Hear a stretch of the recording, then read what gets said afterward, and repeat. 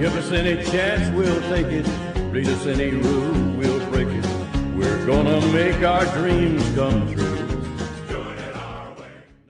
Hi everyone, Chris Jayawardena here, and a quick pre-podcast intro before we get into the episode today. For those unfamiliar, The Bully Show from Season 4 of Laverne Shirley is one that features rape and sexual assault as a key theme to its plot. We'll be discussing it at length in our podcast today, and we wanted to be upfront with a trigger warning here.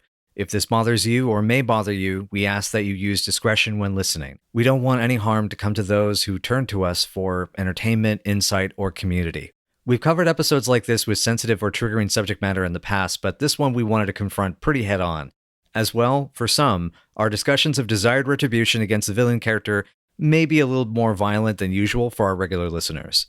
With that, we hope that those who listen can find some catharsis along with us. Thank you. Welcome to Knife and Night, a podcast about 8 seasons in a row. I'm Mr. Fernandes, and I am Chris Jayawardena. Hello. And we're here to review The Bully Show, an episode from Season 4 of Laverne Shirley, directed by Dennis Klein and written by Chris Thompson. I bet you get some facts about them, don't you, Chris? I do have a few. So as mentioned before, Chris Thompson, the author of this episode, got to cut his teeth here before moving on to creating Bosom Buddies and the buddy comedy series Hard Knocks, along with a plethora of other television. This is his first episode for Season 4, with another one coming up toward the end of it. He has 4 more left for the series. We'll be talking a little bit more about him later on down the line. Regarding Dennis Klein, he was the director of fittingly It's the Water, and then also Stepping Out. He returns here for this episode and the next one coming up. He was primarily, it turns out, was a writer for television, having already served as a head writer for Mary Hartman. He would also direct the film One More Saturday Night with Al Franken and Tom Davis, create The Larry Sanders Show, and develop the late 90s era Cosby Show, which, considering this episode, that kind of makes sense. But yeah. Yeah. Here's what this episode is about. While Shirley takes an overnight trip to Minneapolis to witness her brother's graduation from heavy equipment school, Laverne finds herself manipulated into going out on a date with Milwaukee's Man of the Year, as arranged by the boys. In actuality, the man that she's going out with is their British foreman, Biff, to whom the boys have lied that Laverne is as loose as a moose, in quote unquote. Though the deed was done under duress, and with the promise of getting the boys a plum route past the women's detention center, Honey and Squiggy try to convince themselves that they aren't horrible friends who've set Laverne up to be date raped, as Laverne tries to fend off Biff's attacks. Will they rescue her in time? Meanwhile, Laverne and Carmine accidentally rip off Boo Boo Kitty's tail and scramble to hide the evidence from Shirley. What'd you think of this episode, Chris? All right, so last week I figured was my turn to rage and be really upset, but see here, so all right, I got a big pillow here, and Lisa, you go ahead. You just punch the pillow. I mean, I think this is gonna be your turn. I don't even have to punch a pillow. I just want to just scream in the most primal manner possible. Okay. I hate this episode. I hate everything about this episode. I hate every little infinitesimal thing about it, except for the fact that Lenny feels guilty about what happened with Laverne. And he's the one who goes to rescue her, and he's the one who's really upset about it. And he's the one determined to kick this guy's ass. Everything else about this episode really, really sucks. Except for that little tiny bit of physical comedy with Shirley and the glasses, and the ridiculousness of the Boo Boo Kitty plot. Everything else about it can freaking rot. Rot in hell forever. Rot beneath a 20-foot slab of concrete. I hate this episode so much. Cool. Okay. Awesome. Well, thanks for joining us, everybody, for Night After Night. I remember that when we watched this episode together, you were less upset about it than I am, and I was. So what happened? Yeah. Okay. So what happened for me was that I was really expecting the worst. I mean, as a film goer, as a person who's watched a lot of horror films, who's watched a lot of grindhouse movies, I was expecting something nasty. I was expecting something really graphic. I was actually expecting Biff to succeed. And then, and if that had been the case, like that, I was expecting.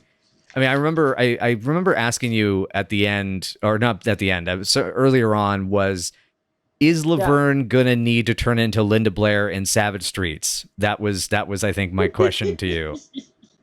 So regarding that, I mean, I'm not saying that any of this is okay. It's just it's a case of like, for me as the viewer to be emotionally affected by it, it was not as heart-wrenching and horrifying just because my expectations were just so outlandish. Like, I was expecting Irreversible. I was expecting the rape scene from Contraband, Lucio Fulci's Contraband. I was expecting expecting Last House on the Left. I was expecting something really heinous and horrible. I was expecting even just the off-screen rape from Year of the Dragon, you know, like what happens to Tracy Sue in that film. So it's like, I was expecting so much worse. But back on track to it, Biff is a piece of shit. And let me see. I have some notes here about that. I have a note regarding him. Oh yeah, bad writers, bad. I'm gonna get the stick, and which is one note. And oh yes, and this one I mentioned to you earlier. Oh god, I clipped my audio. Shit. Was to you know, when Laverne is saying, you know, is like, oh no, did I kill him? And it's like, don't fall for it, Laverne. You don't do that. You get the bat and you confirm the kill. That's what you do. Or you just walk out of the room, or you just walk away. That's also fine. If you need to keep yourself at you know, arm's length from danger, then walk away from the room. But anyway, so no, it's a. I just rewatched it today to you know, prep for this episode. I was frustrated that there are, if not for the Biff part of the story, there are good jokes, there are good lines. Yeah. It is a well-produced episode, but fuck this episode. Yeah, but it's about attempted date rape. Exactly. It's about attempted date rape, and you can't avoid this. It's about attempted date rape. The problem with this episode is its tone. The fact that they're playing it for burlesque comedy and laughs. And the audience is just sitting there kind of petrified in silence for a lot of the episode. They're really, really here for the boys kicking Biff's butt at the end of it, though. Everything else, they are kind of enraged or confused about, and they don't know how to react.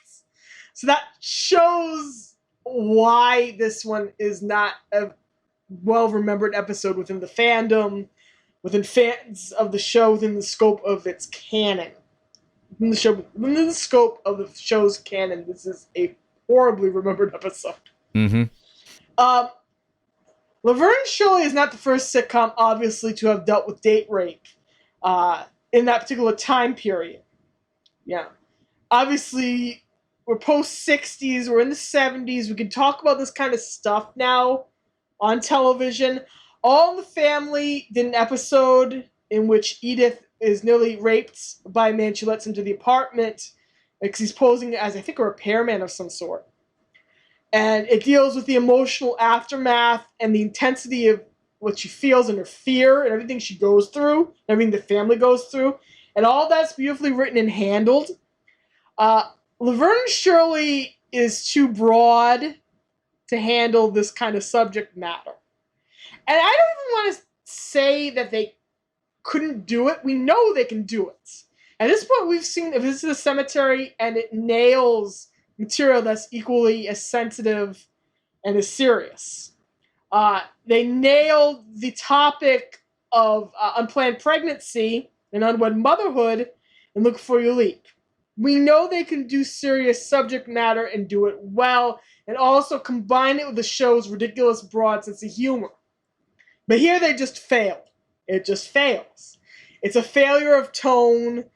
And plus, when you're watching a situation comedy that's broad and funny and light most of the time, you do not want to watch one of your favorite characters struggle to avoid rape for a full half hour. And this is basically what happens.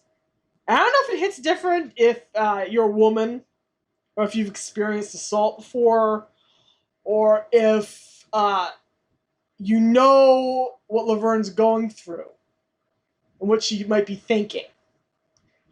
But it's just a failure of imagination all around, and it doesn't make the boys look good. This isn't even the worst thing they do this season. Oh no! That terribly concerns me. No, I take that back. I think this might be the worst thing they do. This is probably the worst thing they do in canon. I reserve the right to take that comment back later on, but I'm pretty sure this is the worst thing that they do in canon. I reverse that statement. I rebuke it. Okay. So, okay. This is the worst thing they do. It's been officially rebuked. Okay. Yeah. I was like, I could also make a case for what they do with the girls in the talent show episode that's coming up this season. And there's a couple other incidents where they kind of push the boundary, and then of course Road to Burbank is coming up, which is about as bad for several different reasons, but we'll get there eventually. But this is probably the worst thing they do because they know what could happen to her, and they've traded in their friendship with Laverne for the promise of fucking a bunch of prisoners. To be truthful, and that's not even a guarantee. It's just to go past. Yeah. It's even to just go past the place, and that's the thing that really. Yeah. It's a. I think I mean you bring up a good point because that is the note that I have about how they take complete advantage of how over the years they have now won. They've won a place in Laverne and Shirley's heart, and it's a point where they feel. And not only do they feel like they can get away with it, that they can set this situation up to happen and then go to her father's restaurant. Like that was that's what you were pissed off at the most. Because it's chillingly real to me. Because I've heard enough tales. I mean, I'm not, going to be somebody that, I've never been assaulted in this fashion, but I have heard too many firsthand stories. I have had people literally cry on my shoulder about what happened to them. And one of the things that is one of the most chilling factors and parts that you hear of these situations is how the people who are sometimes responsible, either the people who are directly responsible, such as in this case, or the people who commit those acts, go somewhere as if nothing is wrong. They hide that secret. They compartmentalize it. And that Frank is unaware that his, and I know a couple of persons that the sexual assault, the rape that they encountered was actually an attempted murder. And thinking about how if this goes south, which again is the whole point of like how this completely minimizes like, oh, he's just going to rough her up, have his way with her. And it's like, no, if he gets pissed off enough, that cantaloupe squishing is going to be of Laverne, and he's going to leave her in a bloody heap on the floor. And that's why they don't think about that. Lenny is, Squiggy's not. Exactly. And that's why I was saying, like, I was expecting this to turn into Death Wish here. So, when it didn't go in that direction, I was like, I can deal with this. Like, I don't like it. I have zero interest. Like, almost every episode we've covered, I have no problem or would actually happily watch a second time, watch again, if anybody wants to watch them or if I decide to introduce anyone to this show. This one, absolutely not. It is triggering for a lot of people, and understandably so. Squiggy's amorality here is stunning. Mm-hmm. His amorality it's beyond what he's displayed before. And we know that he has the ability to feel pity. We know he has the ability to feel sympathy. We saw that when he related to Shirley during Shirley's operation. We saw that when he helped give her a pep talk during the episode with her father. What do you do with the drunken sailor? But he can spare her father. We saw all of this happen. We know he understands what it's like to give someone sympathy and what it's like to feel bad for another person.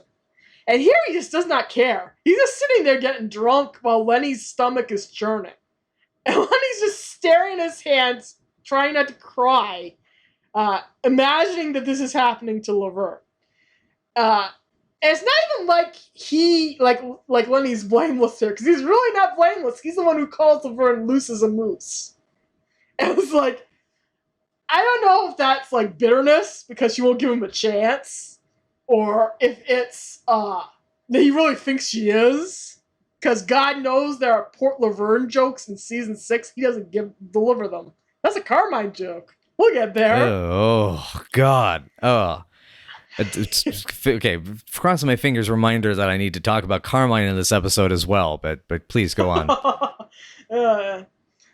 And he is the one who said there's a cute moment where the boys say that she's crazy for me simultaneously, and then he looks at Squiggy with the fury on his face. Squiggy kind of shrugs and goes, "What? Mm-hmm. What I say?"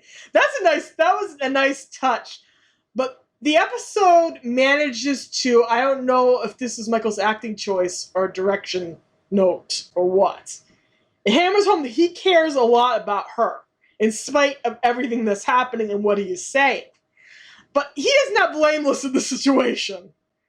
That he is so afraid of losing his job and getting beaten up that he is willing to facilitate the situation and participate in it with Squiggy.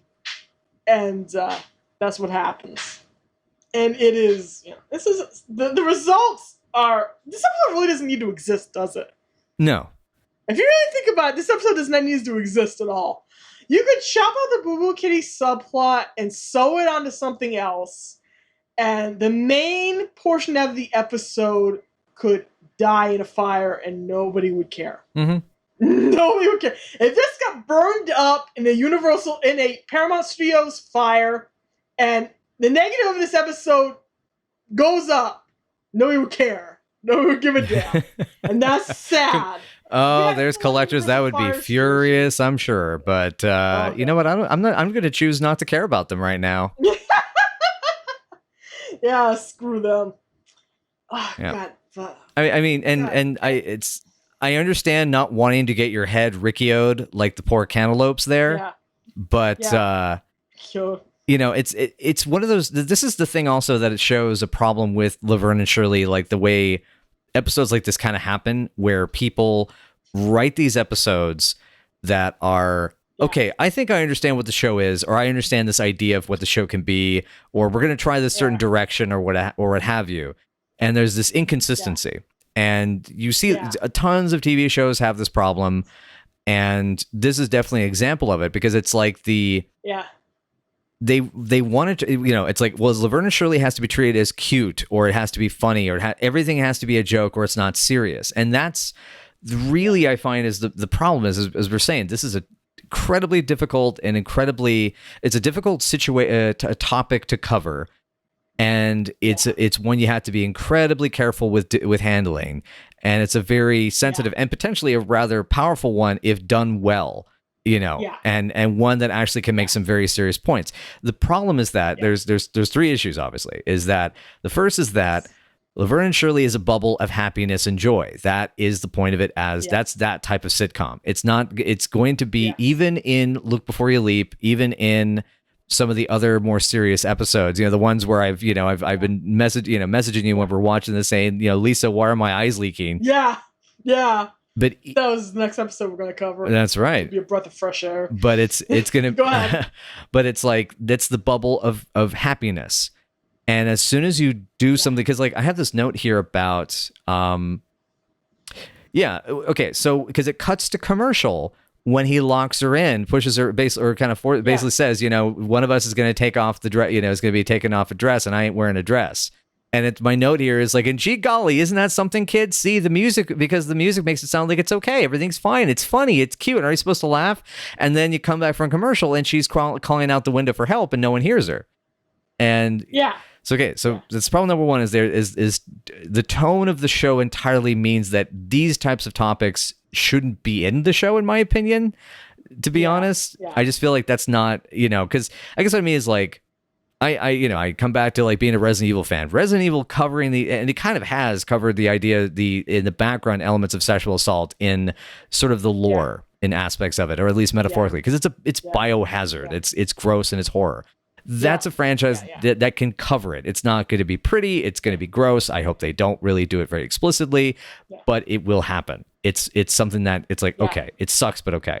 The other issue I find here is, as we're kind of mentioning, the whole topic of the episode doesn't need to be there. Biff as a villain doesn't need to be there. You have this adorable Boo Boo Kitty, you know, like that could be its own adventure, is Laverne and Carmine running around town trying to find somebody to stitch up the cat and coming across like 2 or 3 different scenarios of where it goes wrong. Yeah. So the thing doesn't need to be in there. And so it's like they're forcing something that doesn't need to be in there just because, oh, it's serious or it's the 70s or what the fuck have you. It's not serious. Like, as I said before, the only episode really that managed to tackle sexual assault decently, and I didn't do a good job in the first place, was It's in the Water.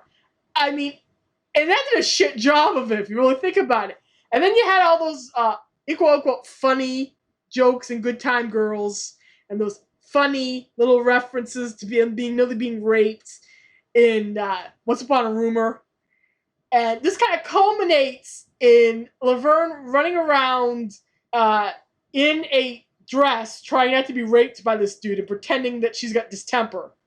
And like, what are we supposed to be laughing at this? The trouble is that the show can, like I addressed before, the show can do serious topics. They could probably have done a great show about attempted date rape, or the girls suffering from a date that goes in the wrong direction, or a friend of theirs gets raped and they have to help them. Mm-hmm. They could have made great mincemeat out of this topic. The trouble is the tone. They took an episode that should have been handled like a Look Before You Leap, that should have been handled like A Visit to the Cemetery, that should have been handled like Why Did the Fireman? It's coming up in season 5. And they handled it like a regular episode. They handled it like an Angels of Mercy. Or they handled it like a playing hooky. That's the problem. We're not supposed to be saying they're walrus laughing at Laverne nearly getting raped. And that's the problem. They want us to. And that's the problem. The problem with the episode. Yeah. And it's fucking ditzy bullcom bullshit. That's the thing. Yeah. Ditzy sitcom bullshit. It's because, and that's as you're saying, it's a regular episode to them, and it shouldn't be. Yeah, it shouldn't be. Yeah. I had a third point, but I've totally like spaced out on what it is, so I'm not going to consider it important. You know it's going to be this somewhere. Go figure it out. At this point, the thing is, do I care enough about this episode to remember? No. I mean, this episode and the last episode have made at least me so salty, and I know this one's infuriated you. So I mean, it's yeah. So I mean, it's like I almost just don't want to even keep talking about it. I know that's terrible to say, but I don't. I know. Yeah, I know. We still get some stuff to talk about, so we'll have to get there. I was going to mention, so we begin with a really cute setup with Laverne eating food that, frankly, the boys would eat. So I don't know why she makes fun of the boys' eating habits. She eats exactly like them. Said it before, say it again. Because she's eating cereal on top of eggs and bacon, if I remember correctly. I think that's what she was eating. I'm pretty sure. Yeah, it was eggs, one eggy, 2 pieces of bacon, and a bowl of Frosted Flakes with the milk in it. Yes, with the milk in it. All together in one single bowl. Later on, by the way, Shirley will make fun of Lenny for putting his BLT in his soup and eating it that way. I don't know why, because Laverne does the same thing. Yeah, I mean, BLT in your soup, depending on the soup, that's a great idea. Yeah. Well, his idea of BLT is Bosco licorice and Turkish taffy. This is his idea of that. And then into, I think, tomato soup. But yeah. And then we get this cute little bit. Shirley explains that she's going to go see one of her brothers graduate from heavy equipment school. I have no idea which one of her brothers this is. She has a bunch of brothers. It's not her sailor brother who becomes a 2-time guest star in the form of Ed Begley Jr. later in the season. But the dysfunction of the Feeney clan is so interesting. Because Shirley's not going to do anything more than stay overnight over there in case she gets sick. And then ruins her sick time and her off time and her overtime pay. That's Shirley. She's so practical. I know. So what? You get sick. You'll sweat in the beer. Everyone else does. Everyone else does. And then there's that cute bit of slapstick where Laverne accidentally smashes the door into Shirley while she's in the closet and breaks the glasses. She's going to give it to her brother, which is all cute. And would be good in any other episode that isn't this one. Mm-hmm. And it's almost like those scenes could, once again, exist in another plot. Because it leads nowhere, really. Everything about what happens at that graduation, it leads nowhere, does not come up again. It's just an excuse to get Shirley out of the episode for the majority of it. I don't know if this is because it was behind the scenes drama. When we get to a chorus line, something interesting I found out, thanks to eBay, is attached to and related to that episode. But I have no idea why Shirley only appears at the beginning and end of this episode. Because can you imagine what she would add to this? She would kick Biff's ass. Oh, yeah. Oh, totally. She would punch him out. Exactly. That's the other thing I also have an issue with this episode and the way it handles the like very real, kind of realistic element or aspect where suddenly it gets too real, it gets too serious. I like the idea that in the sitcom terms that, when they have these situations that are supposed to be violent and they flail and they fight and the fight isn't really, it's all play for laughs and everything. I kind of like the idea that Shirley and Laverne, when really pressed with a serious, scary, really, truly terrifying, like traumatic experience, that the punches would land and they would fight their way out of the situation, tooth and nail. Definitely. And then Laverne never tells her about it. Oh yeah, which is kind of that. Yeah. It's and I'm not going to. It becomes something that it may be uncomfortable. It becomes something that sorry, yeah, it does. Did it make you uncomfortable? It made me uncomfortable that she didn't say. Yeah, it made me uncomfortable that she didn't tell Shirley what happened. It basically, because it's like it's a case of this terrifying thing occurred, and I understand part of it is that there is a sense of shame and that it's like, oh well, because I'm going to give you a head of it thing is Carmine doesn't think anything of it because of the slime balls that, the Scuzzburgers that Laverne is known for dating. And I would assume that he thinks she's going to get laid. He just thinks she's going to get laid. Yeah. That she intentionally wants to get laid by this dude. The line "be gentle" made me shudder in incredible discomfort. Ugh. Ugh. God. Carmine needs to be quiet for the majority of this episode. I was going to say that Laverne never really gets to react to the trauma of the situation, obviously. Because of the length of the episode, because it's a situational comedy. It just happens to her and then, okay. I'm okay. The boys defended me. This guy knows where she lives. He still works where she works. Yeah. And they did not think that out and how scary and traumatic it would be for a woman to have to go back to this brewery and work with this dude who is her friend's supervisor, who is in a position over her power-wise at the brewery, and she'll have to keep seeing him. And that is horrific for a woman who's been through something like that. So, they did not even bother to address it because, white sitcom. Like sitcom, we're never going to see this dude again. We're never going to think about him again. Right. But plot-wise, it's just a yawning hole. I'm just wishing that this would be somehow, Norman shows up, and because of the fact that it's like, oh, Laverne, you left something of mine in my patrol car. I only just finally found it. And it was just that he wasn't ready to let go. Sees the incident, pulls his gun, and shoots the guy in the fucking head. God, I'm sorry. Just picture the appliance just squirting blood. I would want that. I would love that. Yeah, just mostly because I miss Norman. God, do I miss Norman. I do too. Okay, so here's because this is the thing about my notes about the defeat, about the victory over Biff Parker, the rapist. He's not bleeding. His limbs are still on. His dick still works. The fact he was able to even leave on his knees means he was too alive. Yep. True, he gets in quote unquote humiliated, but not in a public way like the boys were. Yeah. So it's not even equitable. No. So in the end, it's revenge, but not enough. No. It's paltry.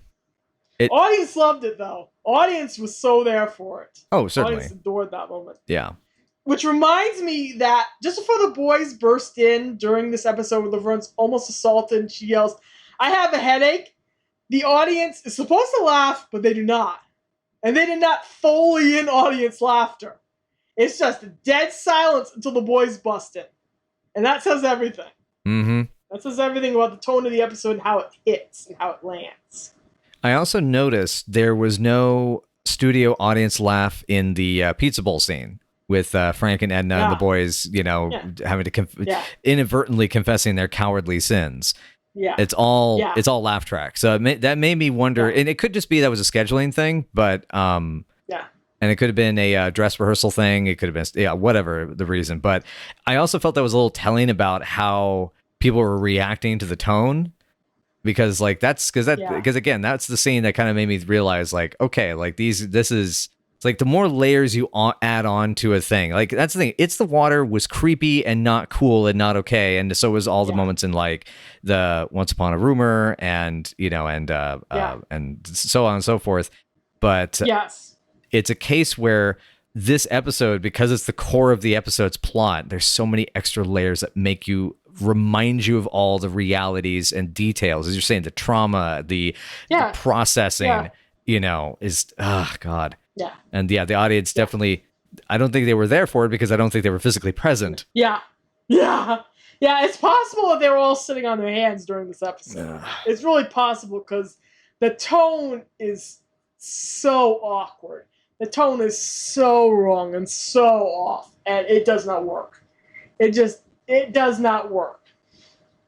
It absolutely does not work. There's some good lines when the boys are trying to charm Biff, like Squiggy going, "Oh, Squiggy, your hair makes me sweat," quoting a girl he's allegedly having a fling with. Mm-hmm. Because Lenny and Squiggy have biblical knowledge of every major female in the brewery, they swear. No, really. I believe it. I totally believe that they're not making those sheets hard, as we know.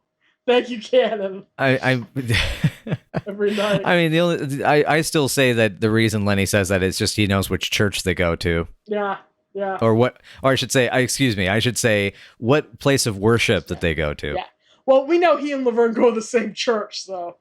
Yeah. That is actual canon fact. They're the same religion, go to the same church. Yeah. I like Laverne. Sorry, go ahead. I was just going to say, speaking of the dialogue, as you're mentioning these little lines, like the shapely instrument of torture, a wet kisser but a hard worker. Like these are, without the context of this stupid, horrible plot, these are funny bits. Yeah. It's like watching a bad movie. It's kind of like, oh God, it's like watching oh man. It's like watching The Bourne Supremacy, where the editing ruins that movie, but the cinematography is really, really good. Yeah. Like, I can name two lines that almost come one on top of the other. Like, Squiggy being unable to spell sex. S-E-C-K-S. That's funny. Lenny saying that he and Laverne had to break up for the children. That's funny. What's not funny is, them lying to her like this. The chemistry between Laverne and Carmine is still fraught and weird. It's going to get even weirder by the time we hit season 5 and season 6 and season 8, where they're basically the only two people left standing. And the sexual chemistry gets a little odd, but yes. She can't touch Carmine's foot. He has a cramp. She has to awkwardly rub his toes. I really would prefer she just let him suffer. I mean, that's my note. Is good, Carmine. Suffer.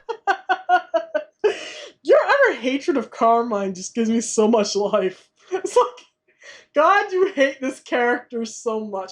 I don't hate any character in the show as much until we get, like, fully into the California years. We'll get there. We will get there. Yeah, poor Boo-Boo Kitty manages to get his tail back, or her tail back after all that effort. Yeah. So, you can't sit up, though. Poor thing. Mm-hmm. Poor thing.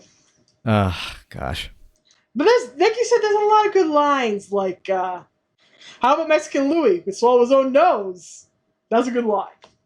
That's a good line. It's a funny line. Everything about the idea of Laverne taking out Squiggy's uncle as a favor. He's ancient. He was like 90 and he could still dip, and then he died. No wonder he never called. Yeah. That line so much. I love that line so much. True Love needs an invitation to bust in. And just like the way the boys use Terry of all... Terry could murder this dude, by the way. Oh, yeah. I don't know what they were thinking. Yeah, Terry would murder him in 1 second. Mhm. She would strangle him to death, and then they have a murder on their hands. I'm amazed that she was even on the list. I mean, again, just saying, as a Grindhouse fan, I mean, why are we looking at this as a bad thing? Hey, I look at it as an incredibly positive thing.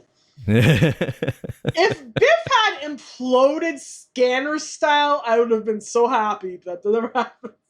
Oh my! Never happened. Every single time I watch it. Yeah, just his whole head, just gory implosion of flesh and makeup appliances and ground beef would have made me so very happy. Tragically, it never happens to me however many times I watch this episode, so... The Scanner style would have been perfect, but yeah. I like Laverne's observation. I guess that makes me the day of the year. That's cute. But the dialogue is so good. I would love to watch an episode written by Chris Thompson that does not involve all this horrible crap, because the dialogue's good. And I know that there's another episode that they did, and I can't remember which episodes they did. But I'll find out if they get better from here, because Chris Thompson's episodes? Yeah. I can't remember what else they did offhand. Oh, yeah, he did a ton of episodes so far, actually, at least 3. And actually wrote. Let me just double check.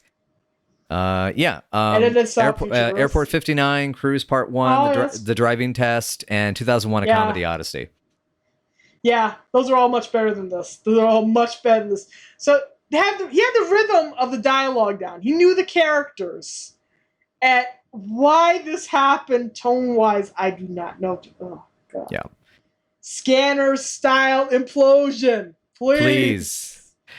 It gets to the point you wonder if this was one of those assignment issues where it's like, well, we've got this premise, it's on the board for an episode, and someone's got to do it, and it was, his unlucky day, or he needed the money, because, I mean, you're going to get...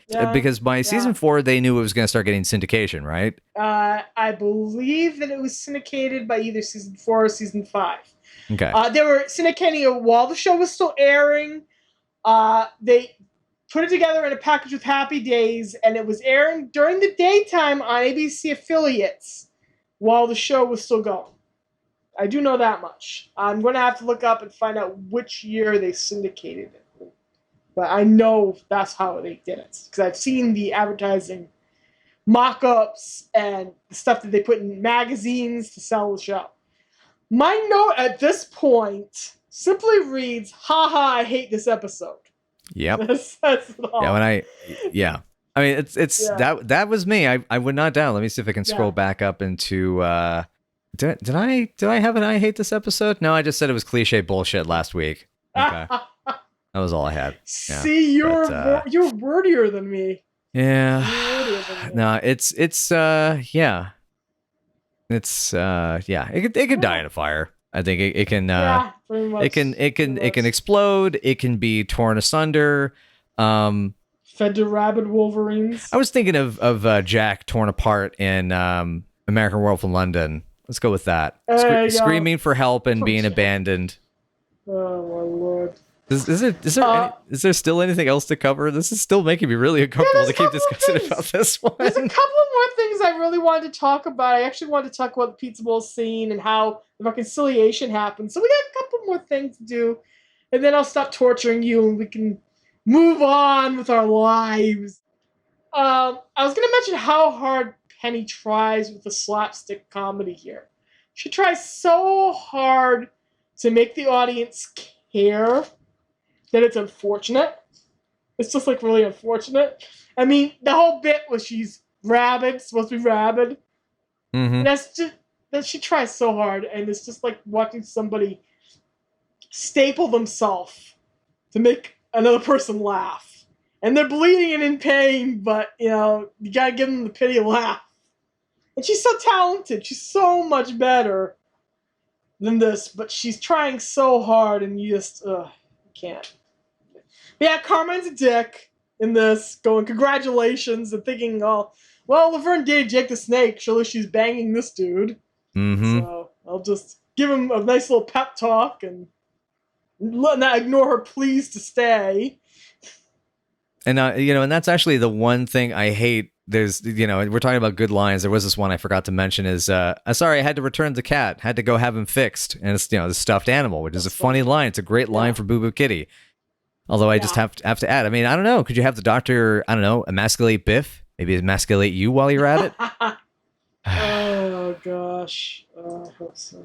It's just, I guess that's the thing. These last 2 episodes are reminders that men are horrible, and it's like I'm a gamer. I already know men are horrible, and I have to deal with that in the culture subcultures that I'm in all the time. So I don't need my happy place sitcom with my girlfriend to remind me of this so horribly. Trust me, I don't need it either. I was going to say, I love the detail that the boys sleep in the bathroom with the light on twice a week. It's only twice a week, though. Yeah. We sleep in the bathroom. Yeah, what are you talking about? We sleep with the light on. The light in the bathroom don't count. We sleep in the bathroom. Only twice a week. Yeah. I know. That exchange is amazing. I want to know why twice a week. What the heck's going on that they sleep in there for twice a week? Presumably Squiggy's in the sink and Lenny's in the tub. Unless the tub is filled with dirt and or jello or pudding. So my theory would be they're too tired and they have either a date that's staying over or they may have, presumably these guys have other friends aside from Laverne and Shirley. Yeah. They do know some people at the brewery. They do know some people at Vinny's Pool Hall that they've mentioned. So it may be friends. Yeah, and they're such wimps. I wouldn't doubt that somebody, forces them to sleep have to sleep in the bathroom twice a week because they're taking the beds. I don't know. Maybe it's the cockroach's turn for the week. I don't know. No, it's their little friend, the blob object that they never say exactly what it was, but it was something. Something gooey during driving tests. He has a name. God, I can't remember it offhand. Oh well, we'll look it up later. There was because I know there was Robert that went by. Robert, yes, Robert. That's Robert. Robert. That's right. Robert's the character. Robert forces them to sleep in the tub. That makes sense. Now just imagine either a Dungeons and Dragons gelatinous cube or a one of those belch monsters from Earthbound. I always pictured him as literally like a sludgy kind of blob figure. Kind of like a sentient splotch of pudding. Self-aware pudding. Well, I suppose you put enough yeast, you can make anything happen. Yeah. It's probably like a mouse or a cockroach. Though I think Edna would kill it if it was a mouse. So, as we saw her bloodlust. Oh, God. Recently. Oh, God. Happy memories. We're almost done. I did have a question. Sorry. Go ahead. What is your thought on the line, Laverne DeFazio picks her own jerks? I like that it's empowered for the era and it's very Laverne. It's like a little tiny light that shines like a beacon in the horrific morass that is this episode. I liked it. What do you think of it? I like it. I think kind of the same way. That's why I was asking. I was like, I kind of liked it. I wanted to like it, but at the same time, it also like just again contextually, just the scene, just maybe just feel like so ick. Yes. So yeah. I was gonna mention that I love Edna's empowered badassery. If she ever finds out about the situation, I can't imagine her not murdering the boys. Like the line of people seeking to kick their asses would be so long if anybody ever found out about this happening. So and I was just thinking, Edna does have an incinerator in the boiler room, doesn't she? Yeah. No one would ever know. No one would ever have to know. See, now I just really wish they had just killed Biff and tossed him in the incinerator. And they take the secret, and they don't even need. They take the secret to their graves. I know what you did last Milwaukee. I know what you did last Shots Talent Show. I know what you did last Shots Talent Show. Oh God. Oh God. Perfect. And then who becomes? I guess Biff has got like, I don't know, like a twin brother or something that comes back. Griff. Just Griff. His twin brother Griff. Oh God. See, that's how you make a script, kids. And now listen to us brainwash in real time. Brainstorm in real time. A serial killer slasher movie script. Oh my God, that was a good one. Yeah, it's I leaned all the way back to laugh, and then my spit hit my tonsils. So. Oh no. You still have those. I had mine removed. I still have mine yet. On the subject of Biff, I probably should mention the actor a little bit because I have some odd trivia about the guy. Yeah. Sure, go for it. Okay, so Biff was played by Larry Hankin. He was another Hey Landlord alum. He was also on Breaking Bad as Old Joe, the scrapper who helped with quote unquote cleanup. He's been a character actor who is still working to this day, having played roles in sitcoms. He's in Van Damme films, at least one. He's in Death Warrant. Walk on bits and big budget stuff. He's like in The Shadow, like as a taxi cab driver or something. And unfortunate side note, he's in Pre-Hysteria 2. Do you remember Pre-Hysteria? Oh. Yeah. He's one of the exterminators in Pre-Hysteria 2. Oh my goodness. Yeah, the duo. So now I know that one of the Ketchum and Killam duo played a rapist in the 70s. Yep. Fucking figures. God. I was going to mention that we get a little glimpse of Frank's old-fashionedness versus Edna's modernity as they battle out who would be, quote unquote, at fault if the prospective guys set this girl up for something to happen. I love how she is such a force for what's right and good sometimes in the show. Mm-hmm. She's the only adult in the room. Yeah, a lot of the time, but she also has fun. She's really cool. Well, yeah, but what's the point in being an adult if you don't get to have fun every once in a while? Truth. I love how your boys fear and respect Frank. They really do. If you really watch this episode, they want his advice and they're afraid he will murder them. But on the other hand, they're never respectful of his establishment. It's a really, interesting counterbalance. Or of his daughter. So, Hey, that's right. Doesn't this also go past Squiggy having been paid never to go near Laverne? Yeah. Well, he lives in the same building, and he as dates. He's been paid never to date her ever. Okay. And once again, Frank did not pay Lenny not to date her. So that's interesting in of itself. That's that fact. Yeah, it's a nice little nice shippy detail that could occur. Boy. Not in this episode where he's not thinking. Not even with a little head is he thinking. He's just not thinking, period. There's just nothing there. A void. Just like the plotting session for this episode. There is a great moment, though, before they go to kick Biff's butt at Lenny's behest. Lenny is driving this whole thing. Squeaky tries to back out at the last minute while the attempted rape is happening, by the way. And Lenny just charges in. What are you talking about? Get him! And he's just pissed as hell, and it's really great.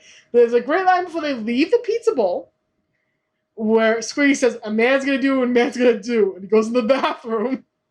I like that bit. Yeah, I was too mad at Squiggy to find it amusing. Yeah, it just made that point. Yeah, he's just unusually sociopathic in this episode. He can be sociopathic, but in this one he's like super sociopathic. He's like over the top sociopathic, where he does not care about anybody at all, even Lenny. It's like this temporary Flanderization. Yeah. Oh yeah, that's the first example of Flanderization I can think. Yeah. But Lenny's the conscious in this situation, even though he did what he did. We should give a hat tip to the athleticism in that struggle where they kick Biff's butt. Yes. That was really nicely choreographed. I remember you were really impressed by Michael's flying leap in particular onto the back of the actor playing Biff. Yes. Because he's a tall dude, which means he's not particularly light, which means he has to put a lot of force into that jump, unless there was a hidden trampoline for that setup of the shot that they very carefully concealed. But that's quite. You can just jump the height. Go ahead. I was gonna say because Biff's a tall guy, so even when he's leaning down, those that hips are gonna go up to quite a distance. So I mean it is a distance. Yeah, it's an athletic scene. It's well choreographed. It's well staged. It's one of the more entertaining. It's if it weren't for the context, it'd be a lot more probably the most entertaining fight we've seen in the show so far, short of tag team wrestling. Yes. There is a great moment coming up in season 5 where Michael pogos over Cindy's head. He basically leapfrogs over her head by grabbing the top of her head and then jumping over her at a flying leap. And I don't know how he did it, but he did it perfectly. So that shows you what he can do if they ask him to do physical comedy like that. So that's just he can just do that stuff. I was gonna say, Laverne forgives the boys like way too easily here. Way too easily. To a point where you're like, come on, girl. Make him grovel a little bit. Yep. Make him feel miserable for, I don't know, 6 months, 50 years. Yeah. 50 years. 50 years to the day. And then I drive a stake through your heart. And they're lying to that, especially our jobs are not that great. It's like, yep. That also made me uncomfortable. That it's like, and now kids, here's the lesson at the end. Friends are more important than a job, especially their jobs, and it's just like, don't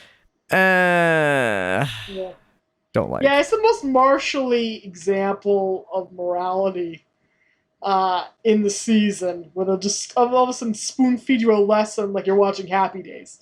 Right. Sorry, Happy Days fans, but sometimes that gets a little more obvious in their show versus this show.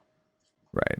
But we definitely get to learn the lesson music every once in a while, and morality happens like it does here.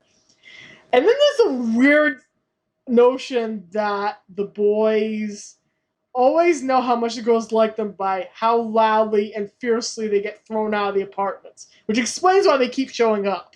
It does explain why they keep showing up, at least. And then we gotta come to the tag scene with Shirley and Boo Boo Kitty, and the graduates driving their bulldozers across the stage to accept their diplomas. And they're discovering Boo Boo Kitty can't sit up, which is somehow a bigger deal than their best friend nearly getting raped. Oh, God.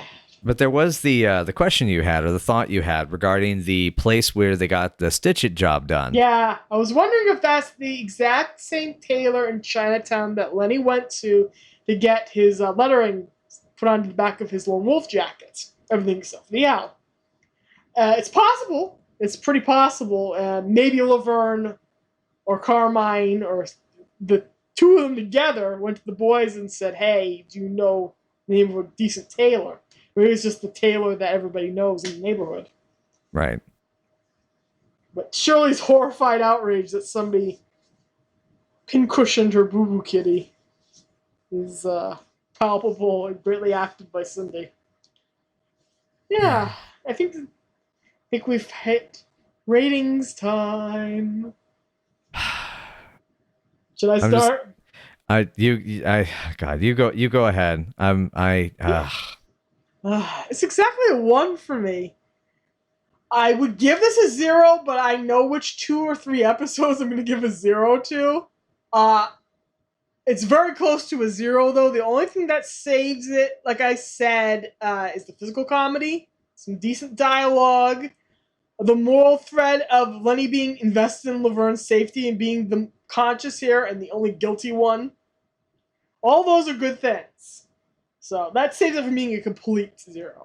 We'll get to 0 territory. This isn't quite it, but it is bottom of the barrel.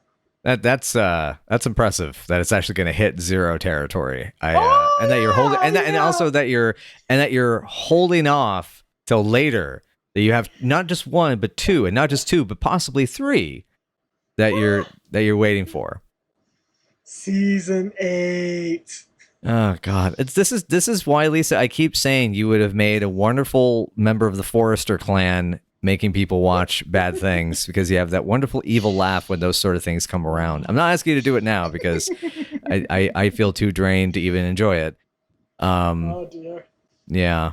This just going over this episode is exhaustive. And just these last two, like, yeah. Genuinely, season 4 for me right now has been not a pleasant experience overall. There has been a lot of things that have frustrated me, and so when it comes to like ranking that, like the fact that I barely I squeaked by by giving it, what was it, like a 3 last week, I think, for the Day with the Racerhead, which in hindsight I was too kind.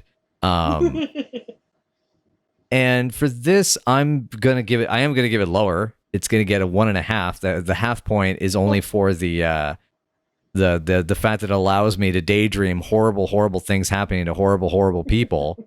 That's revenge fantasies were a commodity of mine back when I was a teenager, and so this brought back a certain sort of nostalgia for it. But yeah, season 4 has been rough, man. This is this is getting to the point of like, I don't know how. It's like God, like I'm deep enough. I know I have to go to the end, but I'm just curious. Like, can I? Am I going to get to this point in the middle of the episode? I just drop dead. I just can't. I refuse to can anymore. Thankfully, the next episode is gangbusters amazing, and we get a whole block of really great ones coming up. So yeah, they'll make life better. Okay, and brighter. It'll be better. Okay, It'll be better. So yes. Good. All right. I guess is that all? Because I said I'm done. Yeah. Go for all right. it. Excellent. Well, quickly, we just have a quick word from our sponsor there, but yeah. Anyway, so with all that taken care of and all that stuff done, thank you for joining us for Night After Night podcast. And if you would like to know more, please join us at Night After Night PC on Twitter or Night After Night Pod on Facebook, Tumblr, WordPress, and Patreon. And all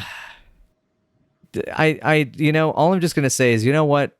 Rapists can all die in a horrible fire. It's one of the few reasons that I do hope that there is some comeuppance on the other side for people that do horrible things. And I don't know. Lisa, I'm going to be done until the sign off. Just tell the folks what's coming next. Just, oh God. Yes, may they be stricken down with syphilis and fiery fire forever. Next week we're gonna have a much better episode, even though it's about death. Wait, what? It's about death and dying. Trust us. Laverne tries to accept the fact that her mother has passed away over 10 years ago. I think it's gonna be like 15. It's gonna be a lot more than that. I'll have to think about how many years Laverne's mom's been dead by the time this episode happens. Her father wants her to come visit her mother's grave to celebrate what would have been her 50th anniversary of her birth. Laverne can't do it, and her friends try to help her process her feelings and bring herself to visit her mother at the cemetery. It's called A Visit to the Cemetery. Yep. Okay. Yeah. Well, that's that's a good. Hopefully, an emotional feelsy one will get us out of this funk. But all right. Save us, Deborah Leshin and David W. Duclaw. Save us.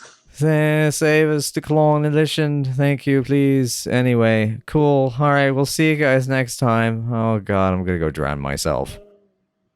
Don't you dare. Bye.